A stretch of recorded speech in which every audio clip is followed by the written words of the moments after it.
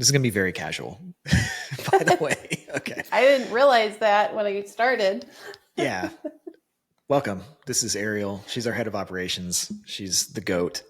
And today we're going to be talking about networking. And I didn't even know what we were talking about until right before we came on, because I was like, what are we going to discuss? And then, of course, Ariel, as always, had a plan. She said, we're talking about networking. And then I remembered that she had told me that a week ago. So there were a few like behind the scenes hiccups that did not get recorded. That's okay. Fortunately. Yeah. Is this okay? I've got to first, we're going to start this off. I have a question for you. Is this weird? This is my coffee cup from this morning. Mm-hmm. Our good friend Sue from The Bottom Line gave that to me, but I forgot about it. And so now I have another coffee cup. Okay. Is it weird to pour this coffee cup into the old coffee cup and then drink out of that one? Or should I just, but it has old coffee in it, but I wanted to honor Sue with this episode. So I'm like, you know what I mean? I don't think it's weird, but I'm the type of person who forgets that I have cups and, we'll have like, by the end of the day, I'll probably have 5 or 6 water cups or bottles surrounding me. And I don't know if it's not like an issue of pouring one water bottle or coffee cup into the other. I just get stuff. So do whatever you feel you want to do. If you want to honor move Sue, quick. We're going to lose the audience if I don't just move quick. You don't think they're interested in this? Okay. I think it's bad. I think I'm going to spill coffee all over myself. All right. So Sue, I was going to use it. Sorry. I am instead using my Kanye, which is not in vogue anymore. Go back to the other one. Pour it in the You're right. Sue's no, cup. This is bad Jeez, juju. Bobby. Sorry, this is bad juju. I believe in myself like Kanye believes in Kanye, but now I'm realizing that I need to get rid of this one. You need to go. We need to bring the camera with you as you go and throw that one out in your driveway and then run over it with your car. God. Man, yeah. Okay. Well, we can't talk. I don't know. All right. So now I've got the Black Rifle. There we go. Coffee mug, which I don't think there is much controversy attached to. Not as much as Kanye, at least. Didn't think about that. Okay. All right. Cool. Anyway, we're going to be talking about networking. Speaking of small talk, before you get into stuff, and both of us discussed before we came on that we both hate networking, and I hate it, but I think it's one of the most asked questions I've gotten over the years from people, like, how do you network? Because I talk about like, I met this mentor or I met this person, and they're like, how the heck do you meet those people? And then I don't know. There's a lot of different ways to do it, but it is important. I've built a network of peers over the course of my career so far that have been super helpful in a lot of different ways. And there's a lot of different ways you can go about it. There's some ways that really suck for me personally. And I think it's kind of the same. You and I have like similar feelings about like small talk and stuff like that. So yes, I'm sure we can get into some horror stories about that, because I have some. But we're going to talk about how you find those people, that help you grow in your career and all of those things. So where do you want to start as the head of operations? The integrator. The integrator. Say. Yeah. I think what prompted me to bring up networking as a possible topic for this episode was that, so we had originally scheduled this for a week or two ago, and it was right after I had just gone to a networking event. And it was my first like by myself networking event. I feel like the only other time I've really done one was when we went to FinCon a few years ago. Yes.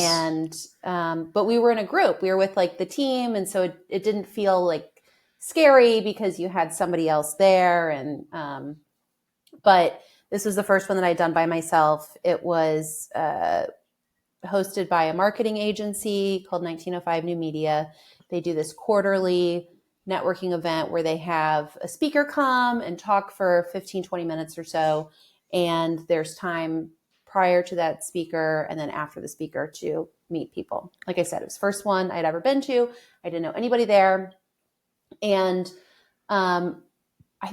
sometimes I think I'm an introverted person. I don't know if I just have social anxiety and if those are the same thing or not. Yeah. But I walked in and I got there early. So I was one of the first people there, which was really uncomfortable because I'm standing around and like, my arms are crossed and I'm like giving the exuding, like, please don't come talk to me vibes, which is not the right thing at a networking event. And, No. and then I started talking to some people and it was awkward, but it wasn't that bad. But then I did leave early because I said to this guy who was standing next to me something about how I wish I had brought a weighted blanket with me to deal with my anxiety. And then I realized at that point it was time for me to leave. So the point of, long story short, I thought networking would be a good topic of conversation because it's something that business owners need to do, but it can be a terrifying thing to do. I never knew I never know what to do with my hands either in those conversations because I do the same thing. Like I'll cross my arms and I'm like, no, you look like a jerk. Don't do that. Right. And so then I put my hands down and I'm like, oh God, this is so weird. Like I'm just, I overthink. And I think a lot of people, like some people I see that they go to these kind of conferences and they just like, they're so good at just walking up to people and freaking just talking about anything and all that stuff. I don't have that gift. I can pretend to be extroverted. Like, I can get in a room with people and start talking and making jokes and stuff. But the one-on-one stuff when you're alone in a networking event is brutal. I think, unless there's like alcohol involved, but like that's a dangerous game too. Cause then if you drink a little bit too much, then all of a sudden you're saying stupid stuff and you're just like the opposite end of, so you gotta be real careful with that. So I'll tell you the last one that I went to was an EOS, what was it, like visionary seminar? Okay. And I think that this was in Dallas, if I remember correctly. And so it was like one of those events, like you pay and then you go and, I think I got there the night before, stayed in a hotel, and then it was like an all day session. And so they do the thing that I hate the most where they stick you at like tables with people. And it's like, you have to like do all of these like warming up, I don't know, like exercises almost of just like, you have to say these certain things to the people and tell them certain things about yourself and everybody presents something at the table. I hate that stuff. But it does seem to work, which is unfortunate. I wish there was a less awkward way to get to know people. I get icebreakers is what they're called. Duh. And so, you did the icebreakers and all that.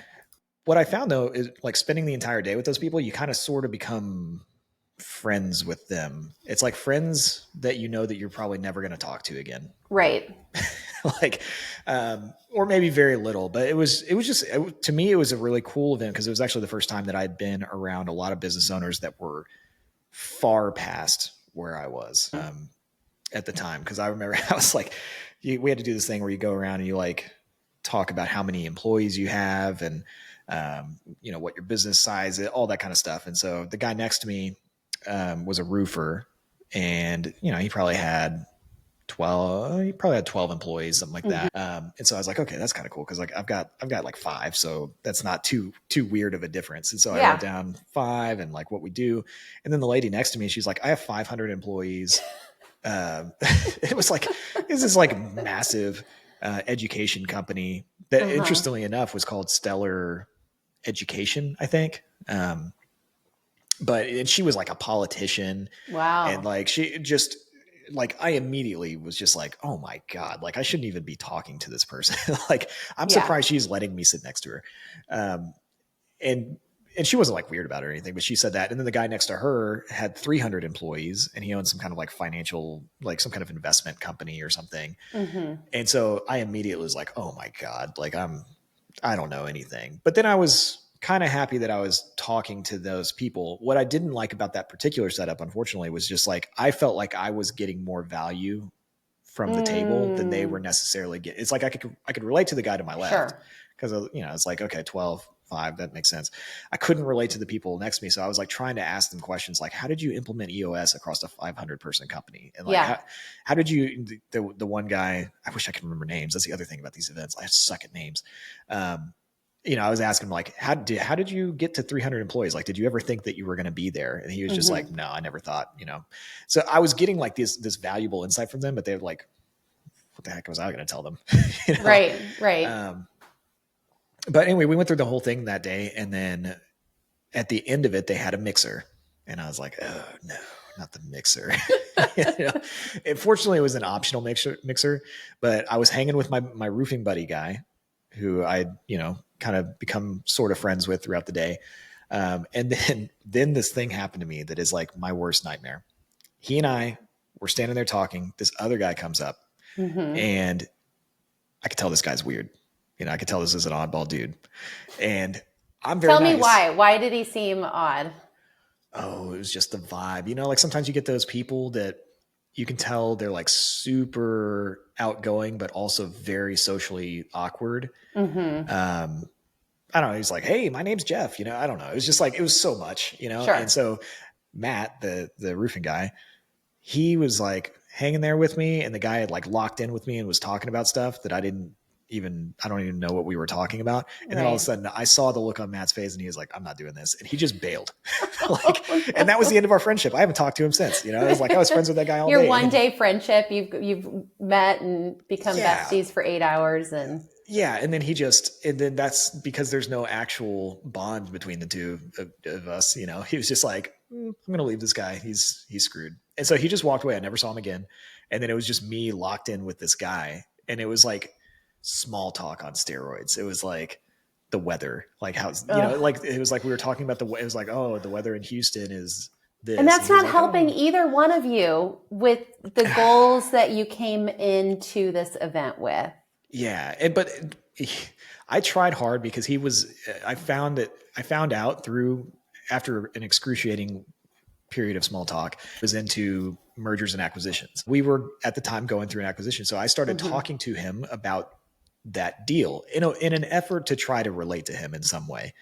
And then I told him all about it and he was like, "Huh, that's interesting." And then I could tell he didn't care at all about what I was saying. And so then eventually I just gathered up the courage to be like, "All right, well, it was nice meeting you. I'll see you later." And then I just walked out, and I actually walked straight out of that mixer. I didn't talk to a single other person because it was such a like those experiences when I don't like click with somebody and I'm like trying to force a conversation. I hate that so much. Like it just is like so painful and draining for me. So that I was just like, I'm getting the heck out of here. Yeah. They did like a big picture at the end. I did get looped into that. It was like there was like the class picture or whatever, and it was like, oh God.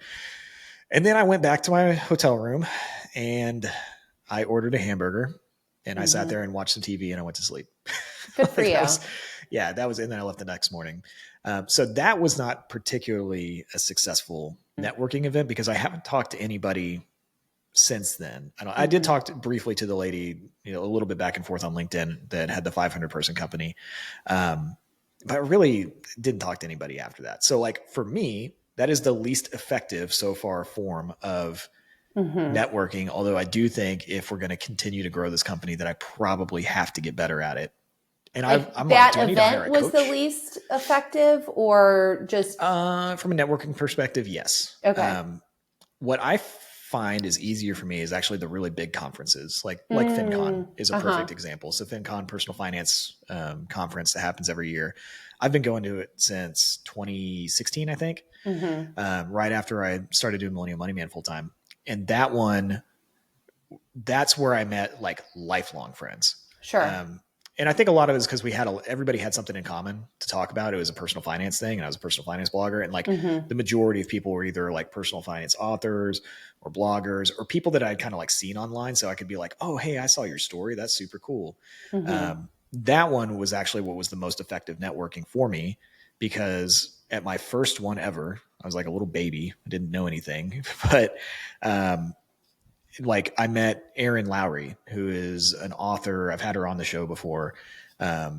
She's super outgoing and bubbly and just great. And her blog was called Broke Millennial. And so we had something in common, so I met her and I was actually kind of like a fan. I was like, oh my God, like this is Erin Lowry.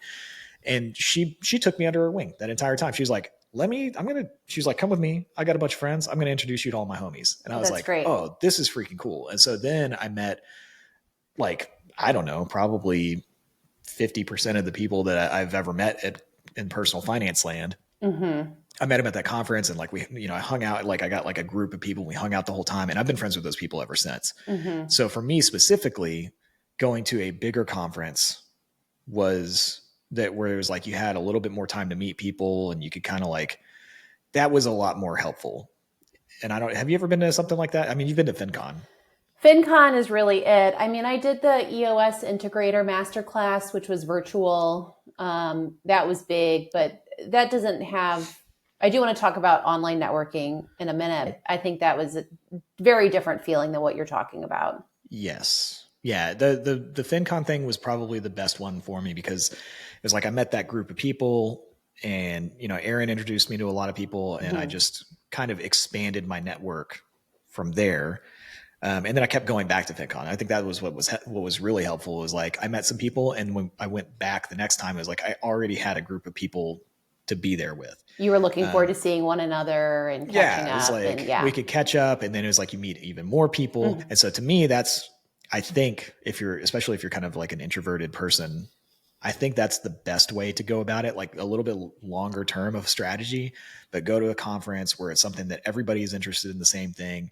You can like find some people that are probably going to be there in your industry that you can talk to or introduce yourself to. Like that seems for me like the better way than like, a 1 day networking blitz where you just like, it's like speed dating or something where it's really strange. That feels like a good comparison. Although I've never done speed dating, but it looks just as awkward.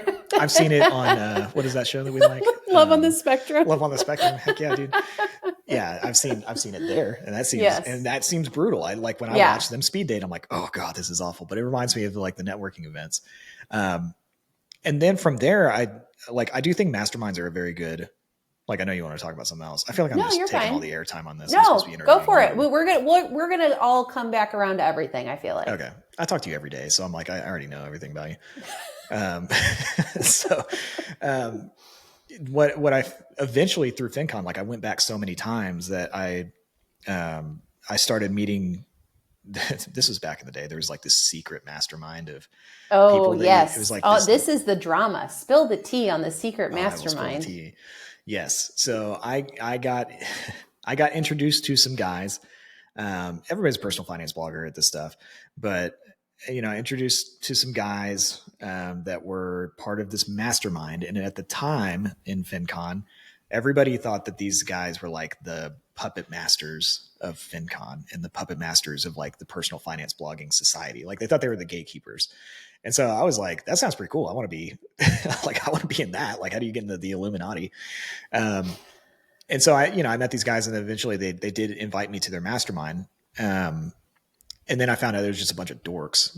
Like I love the guys. Like I'm really good friends with all of them. But it was like a bunch of like guys talking about SEO, and like there was all of the mysteriousness was so funny to me after I got into that mastermind, because it was just like, it was literally like they would rent a house once a year. They would rent a house somewhere, and then everybody would meet up there. And then it was like, everybody just like hung out and drank beer and talked about SEO for a little bit. It was so non-structured. Like it was not this like focused thing. It was like we had some talks about some different topics and all that kind of stuff. And then we just went to like bars at night. Like it wasn't anything what I thought it would be, but I did from the relationships that I gained there. It was like, if I needed somebody that was really good at SEO, I could find somebody. It's like, hey, who'd you hire for this? Who'd you hire for this?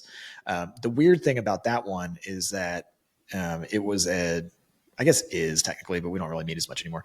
It was an all male mastermind, which was the big deal. This was like, when was the Me Too movement stuff popping off big time? That was like 2018, something like that, 2019 maybe. Yeah. So like there was this big uproar about like it was guys and I don't want to get into all of that, because like that is especially like in the personal finance, like this. And then COVID hit, and then it was like, it was all of a sudden it was like, I don't want to say COVID turned everything into like a witch hunt, but it sort of kind of did, because it was just like everybody that was maybe doing something that people didn't like, it was like, we're going to suss you guys out, like, so then it got really weird. Like people were starting to like dox people and stuff. It got very, very strange. But I'm still in that mastermind though. And it's really just more of a collection of friends these days. Yeah. But being in a mastermind, like I would pay these days, I would pay to be in a mastermind if I thought it was like a good mastermind, because that is like the networking that happens there is, I think, a deeper level.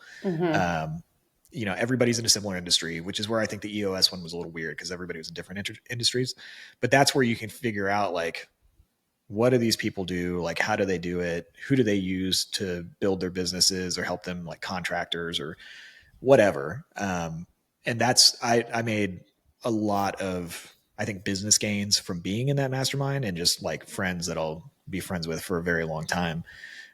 So I don't know, to round all of that up into a bow. I think that like going to a bigger personal finance conference really helped me. So it's like, just like going to a big conference in general with people that are like interested in the same stuff, and then seeing if like there's some kind of mastermind within that community that you could join.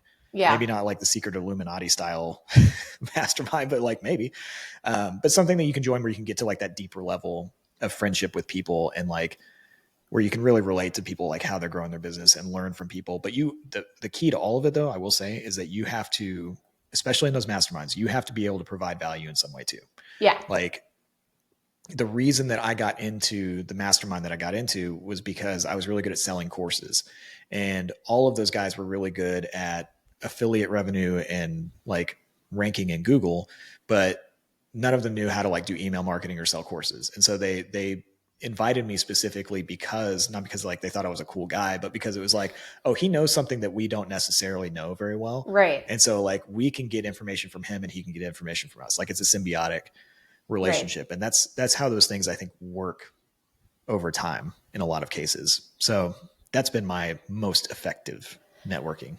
So I want to go back for a second, kind of, maybe this is where we should have started this conversation, but like, who is networking for? Like when I went to this event the other day, I went in with the thought that, you know, this is a marketing agency. We do marketing. Maybe there's this, the presentation was about like, I think it was rebranding, companies rebranding over time. And I'm like, this feels relevant to us. Maybe I'll meet people who could potentially, maybe I'll learn something, but also maybe I'll meet people who would be good partners for us, or, you know, hiring down the line. And when I was there, I met people who, they were looking for work for sure. There were other people who were not looking for work. They ran companies and they were, you know, looking to learn something about marketing. It was just kind of an interesting mix of people. And so, and you talked about the EOS, the visionary one. I did the online integrator one. So like, I mean, who do you think networking's for? I know the answer is everyone, but you know, just maybe like thinking, tell me, can you say anything about that? Yeah, I was going to say, how can I put a creative spin on everybody? The word's pretty simple. Yeah, I think it's for people that don't want to stay where they are professionally. Like because it's like, I remember when I started out in business and I was just on my own, I moved so slowly on some things because I just didn't know how to do things. Like I was like Googling stuff, like strategy. Like I was Googling how to do what I needed to do. And, you know, I was asking people randomly, but then I was just like emailing random people, and like you never get, I mean, I get emails like that all the time and I ignore them, unfortunately. I think it's for people that want to grow their skill set and want to learn how the big boys and girls do business or grow their careers. Like, I think that's my best answer on that, probably at the moment. And when you say people who don't want to stay where they're at professionally, I mean, that doesn't mean necessarily looking for another job, but just looking to grow within your role too. Yeah. And I mean, you go. I'm going to shut up. You go.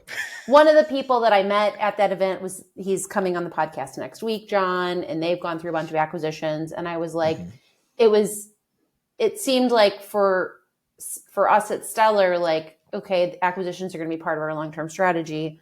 Let's get connected with somebody who has experience in this. And this is going to help all of us. So like, there's something, and that's not, you know, personally not wanting to, or it's not wanting to grow personally, but like as your, you know, the business grows, you grow within it. I don't know if that makes sense, but I think you know what I'm saying. I do. I think you're a good example of this though, because like one of the things, like for people that don't know Ariel's story, she owned her own freelancing, proofreading and copywriting business.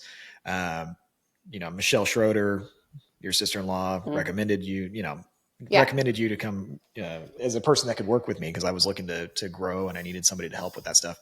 So you came on, and then you eventually became our head of content, and then became our head of operations. And one of the things that you said that I thought was really cool and interesting after you got hired in the operations job is like, I don't remember the exact quote, but it was something like, I don't want the company to pass me up, or I don't want my skill level to not allow me to continue growing with the company. Yeah. Which is obviously like, that's a fear, but like that for what's a fear for you was a cool thing for me to hear. Cause I was like, oh, this is a person that wants to grow. Yeah. Because like, I don't know. I don't think you can expect somebody to come into it, especially a new role, and just know everything. And like, there are people out there that pretend to know everything and they don't really know stuff. And there are people that admit, I don't know everything, but I really want to try to figure out as much as I can. And like, I think those are the kind of people that you want in your company. And to connect this back to networking, I think that's something that you can do through networking, and just like getting around other people who know more than you know about stuff. Yeah. Like that honesty of like, I'm happy about this job. This is really cool, but I'm also like scared. I'm scared because I don't want the company to outgrow me to like, we grow to a certain size and it's like, well, Ariel doesn't have the skills to do XYZ thing. And you were like, I don't want that. And I was like, that's freaking cool. That's who we want. So I think that people that feel that way are also great, great fits for networking.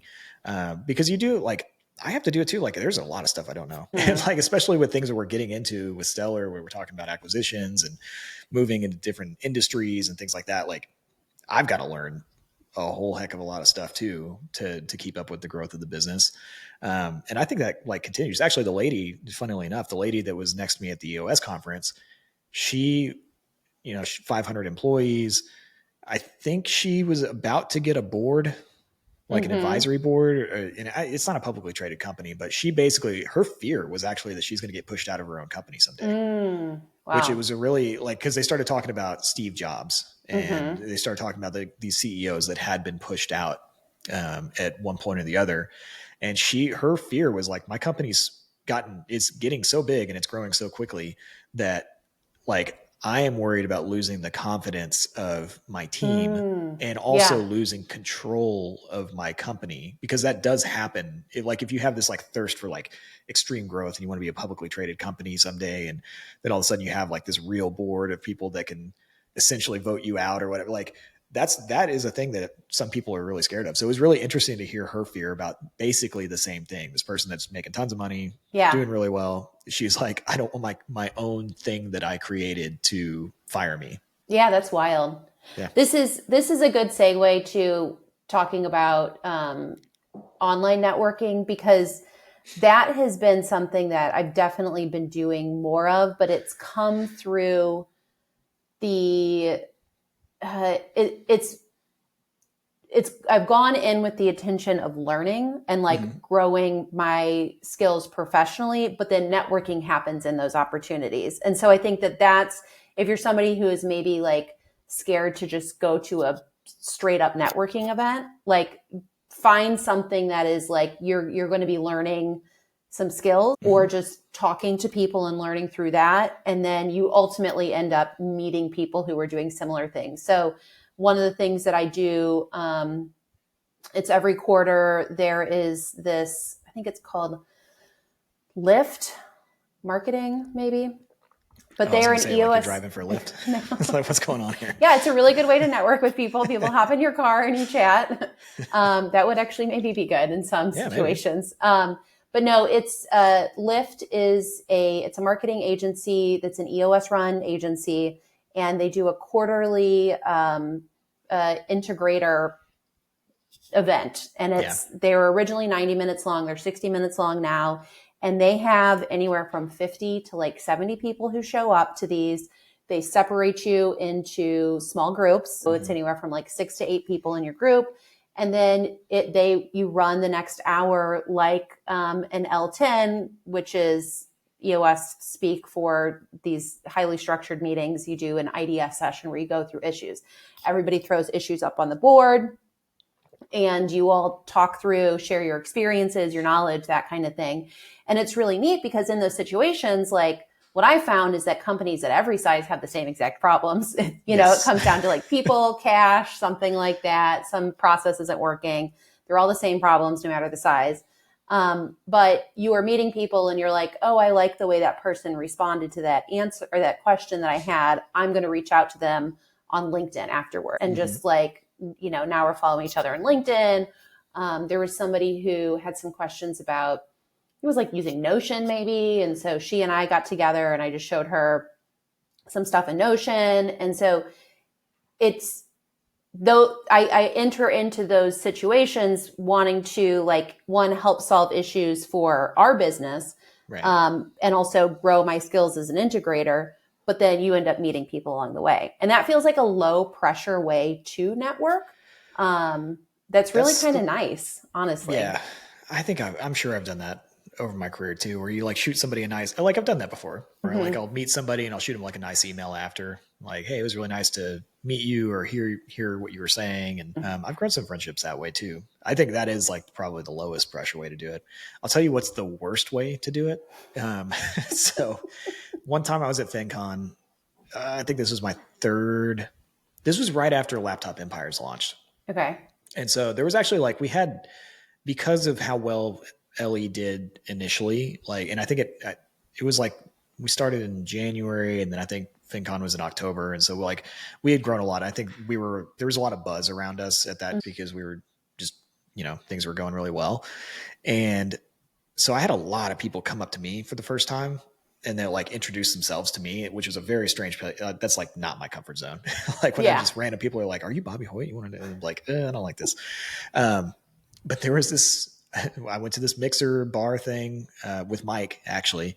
And Mike Yonda, he's the co-owner of Laptop Empires. He's a chatty Cathy. That doesn't surprise me. Oh, he is gold in that you get some champagne in that guy or something. And he is just talking to everybody. He's best friends with everybody. So I went to this mixer with him and then he disappeared and like found these people to like talk to. And then there was this guy that kept coming up to me. Don't ever do this if you're a person that's at a conference. He came up to me, introduced himself to me, and then like kind of acted like we were friends, like I knew him or something, which was very strange. But I was, I'm a nice person. So I was just kind of going along with it, talking to him. And then like probably every 5 minutes, he would turn around and there'd be another person there.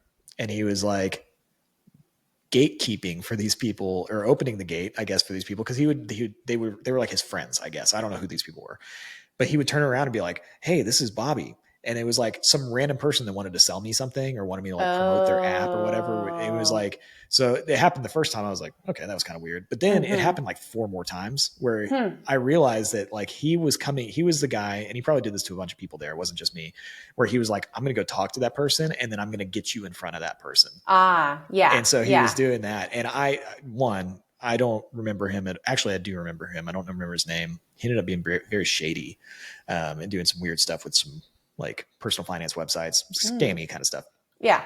But I don't remember a single person that he introduced me to because it was like, just turn around, meet this person. They pitch me on their app that has no chance of succeeding probably. And like, then somebody else comes in. So that is the wrong way to do it. Like, I see videos of like Gary V, like where people like come up to him and like pitch him something. Yeah. That's a bad way to do anything. Cause like nobody actually wants to hear your pitch. One. And then like trying to meet somebody in kind of like a weird shortcut roundabout way is not a good way to do it. So how do you do it? So how is somebody who is just getting started, whether they're trying to sell an app, whether they're trying to start a freelance career, whatever it is that they're doing, how are they supposed to go and meet the great Bobo, the great and wise, Okay, this or story is turning anybody into like an egotistical story for me, but that's not how I meant it. No. But I mean, I'm not trying to shade you or anything, but it's really just like, what is the advice then for somebody who's new and does want to put themselves in front of like somebody who, does have more power and more experience? I have the answer. I don't feel like it's a very politically correct answer. Okay. But the answer is to do some impressive shit. You like the only way that you're like, if somebody is levels ahead of you, like in whatever business that you're in, they are not going to want to talk to you. I mean, they'll be nice and they'll talk to you, right? But they're not going to want to like divulge their secrets of how they grew. in a deep way. Like they can give you some surface level nonsense stuff, but like they're not going to want to become your friend and bring you into their circle unless you're doing something that impresses them. Right. Or something that is just like they have some buzz, like they're a hot commodity. Like that's the only way that I think that you can get into those higher levels or like continue moving up is like you have to have a track record. Right. Because like when you start to do like I'm not like a Fortune 500 CEO or anything, but like, when you start to like notch some success in your career, there are people that come to you that want to just take your knowledge and they don't really have anything to offer you. Like they don't have anything that they can say like, hey, if you teach me this thing, I'll teach you this. They just want to get information from you. It comes across to the person that's higher up on the ladder as kind of waste of time-ish, kind of like impolite, I guess would be the best way to put it. And so like the only way that you're going to get to those types of levels and like keep ratcheting up like the people that is by executing really well at what you are doing and generating some buzz to where they kind of either know about you a little bit or they hear about what you've done and it impresses them. I think that that's the only real way. But it's a long-term process. Like it's not like, it's just like, go focus on your business, do networking. You're going to network with people that are at your level. Yeah. Okay. There's the key. Yeah. Yes. Go find people that are at your level that you can collaborate with, but your goal should be to outcompete those people and and basically beat them in business in some way. And move up. That's like how you move up to the next rung. You do really well there and then you outcompete and then you keep moving up the ladder. Like that's how this stuff really works. Or the other way, the shortcut way is to go pay $25,000 to be in some crazy mastermind where all these people are already there and there's an actual buy-in. Like everybody, that's like the blood oath that everybody took. Like we're all going to pay a ton of money and we're going to be here and this person paid a ton of money. So we're going to give them our time. Right. So like, that's kind of the ways that you do it naturally, like doing it the non financial way. It's hard and it takes a long time. Like the first time I went to FinCon, like I met cool people, but they were all people that were, I would say like at the time, and a lot of them have really grown their businesses a lot, but at the time it was like kind of like lower tier bloggers, had a small following and like, we could all kind of like gather around that. And then as people in that group started to like do more, then they would meet the new people, so I think that's how it works. I know it's like not I don't like that answer, but I know it's the reality. It's just true. And I think that's my goal. I think is just to be honest with people about that stuff. It's like, you can either pay, that's the shortcut, or you can just build your business and do impressive things. And as you do that, then you will not naturally meet people that are more successful, but like you will put yourself in a position to where they will give you their time. So I feel like one of the things that I wanted to talk about was like Chamber of Commerce stuff, because that is something that, I feel like every course that we've got, there is somebody finding and finding their first clients or growing their business through the Chamber of Commerce. Yes. And Brian Guerin, who is one of the coaches for Facebook Side Hustle, he took Facebook Side Hustle back in 2018, something like that. He started his business with networking at the Chamber of Commerce. And that is that like entry level, just getting started place to meet people and to grow your business. And I was re-listening to the podcast with him, or was it he and I had a conversation? I can't remember. But he basically talked about how he's outgrown the Chamber of Commerce now. He was like, I don't go to those anymore because I have outgrown, and he is doing masterminds and he's doing higher level stuff. And so there is like I think thinking about how, it is true, but frustrating your answer was a second ago. It's like, here is the entry point. Like, if you're like, well, where do I get started? Like, this is where it is. It is something like the Chamber of Commerce, where you can go and meet other people who are at early stages. And not all those businesses are early stages, but they are looking for people like you. Yeah. Who are in the early stages. Yeah. I'm sorry my answer was frustrating. But no, it is true. Sometimes the truth is like, it's true, but I think the context is like, for me, I started when I was first trying to get clients, I was doing Starbucks coffee. Like I was meeting people like at Starbucks all over town and like Yeah. trying to pitch myself to them, which is like, that's grinding in the mud. Like that stuff sucks, especially if you're not used to doing it. But like, that's how I started. And then I was able to get a couple of clients, and then I moved up to the next rung. Like, that's kind of how that stuff really does go. And I think that just figuring out an entry point and then working really hard at that particular, it's not glamorous. It's not sexy. And then like, you're not gonna, but like if you're building your business from scratch, especially like, that's where it's like, you've got to grind for a while. Like you have to do some stuff you really don't want to do. Right. And that never goes away. You're always going to have to do stuff you don't want to do in business. Like you're like, oh, I just get to like sit around and do nothing. But you have to really do it a lot when you're first starting out. It's like you have to earn each step of success that you get. Yeah. Knowing your story, like it is, I appreciate your answer because it is something like you have experienced. I think the part that's frustrating is when you think about people who are like handed a business, whether Succession. Yes, Succession. Bobby's finally watching Succession. They're handed a business and now they are in the room where everybody wants to be, but they've done nothing. They've literally done nothing but be born into the right family or something to but have access to that room. They have a different problem. Their problem is that nobody respects them because business owners respect, and this is something I have learned as I've grown the business and I've been in business longer. It's like game recognizes game. Like business owners that built from nothing see another business owner that is built from nothing, and there's like an immediate bond because how hard that was, like how awful the first couple of years of business can be sometimes, and just how difficult it is. It's like you're pushing a stone up a mountain. Like it's very hard. And so like you immediately can kind of bond with those people. This is something that happens in the golf world a little bit. Okay. So you said, never mind. Hold on. No, I just follow me here. There are, I think I was watching a podcast, Ryan Pineda, and he was talking to some other guy, and they were like, they built their businesses from scratch. And then they got paired one day, or they played golf one day with a guy that had gotten his business from basically his dad.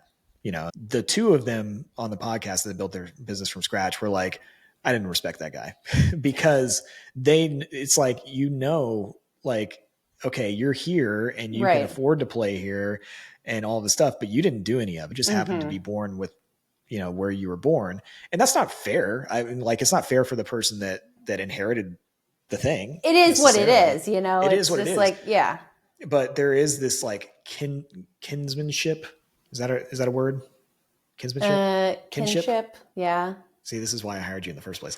And it's all gone out the window since you put me in operations. Sorry. Yeah, but it's like there is like this kind of unspoken bond between business owners where it's like if you built from scratch, like I respect you because I know how hard that was. And actually that was how I got my first real client back when I did marketing stuff before I did Millennial Money Man because I was broke.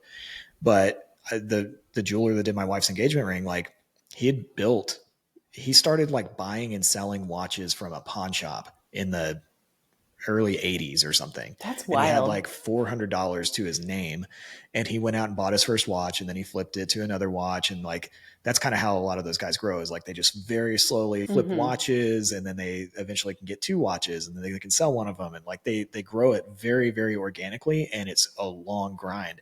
And he had done that from scratch, and he was in his early 50s when I met him, and he saw that I was like just starting out. So he gave me an opportunity to run his website and like do his marketing, because he was just like, I see what this guy's doing. Yeah, like he's trying to grow, and I want to give that opportunity to this person that's trying to grind. And so like that is like, unfortunately for those people that just are born very wealthy and inherit things, like they don't have the respect. And so you see in Succession is like we're using this to run our whole business now. Like you see that. Sounds like a bad idea. The father built the business. Right. And in the first episode, what's his name? It's not Ronan. Roman? Roman? Is that the CEO guy? The CEO, one of the siblings? Yeah, the sibling that's originally. I'm only on the first season. So no, I know. It's Kendall. The first episode, they're like, he's trying to buy a business, and the guy that owns the other business calls him Daddy's boy. And then all the employees around him are like, do you need your dad? Like, do we need to call your dad to finish Right. this deal? You know, so it's like those people, you know, even though it's like great that they inherited a business, they have a whole different fight, and their fight is just to get some respect from anybody that's built their Yeah. business from scratch. This isn't related to networking very much, but it kind of is. It's adjacently related to networking. Succession. But the bottom line is that you like the best way to build up your networking chops is to earn every inch that you can earn just Yeah. through hard work. Like that's Yeah. how you do it. Yeah. And you can pay for some shortcuts, and that's great. But at the end of the day, you still have to execute and do things to gain respect of other business owners.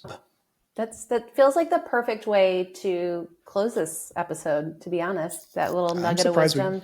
Surprised we got an episode out of this at all. I didn't even know what we were talking about before we jumped on. So. You know, we could make an episode out of anything. We could do a Succession watch club. I don't know how well that would do. I feel like we missed the boat by a couple of years, but probably. Yeah, we probably did. That's okay though. But yeah. Yeah. Well, thank you for. We can't do everything. Thank you for joining me. Thank you for having me. And this is the weird part where I have to like say bye, but I know that I'm just gonna like talk to you in Slack or something like right after. You know what I mean? That's the weird thing about these podcasts. We can not talk in Slack after, so it feels more official. It feels real. Okay. All right. Well, I'm not gonna say goodbye, but I'm gonna say thank you. See you later. Conversation. You did it.